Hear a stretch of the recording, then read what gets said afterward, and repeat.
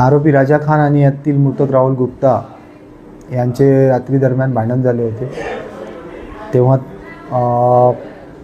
आरोपीच्या वहिनीसोबत मृतक राहुल गुप्ताचे प्रेम संबंध आहेत असा संशय होता, त्यावरून त्यांचे भांडण झाले। त्या भांडणात दोघांनी एकमेकांना मारहाण केली हातबुक्क्यांनी। त्यानंतर यातील आरोपी राजा खान याने तिथे असलेल्या एका लाकडी बल्लीने मृतक यास मारले। त्यावरून मृतक याचा रात्री दरम्यान मृत्यू झाला।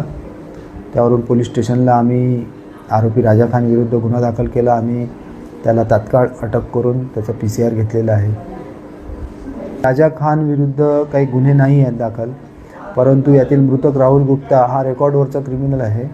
याच्यावर पोस्टे नागपूर शहरात विविध पोलीस स्टेशनमध्ये एकूण 11 गुन्हे दाखल आहेत। आमचे DB पथकाचे PSI रामलोट, API मुसळे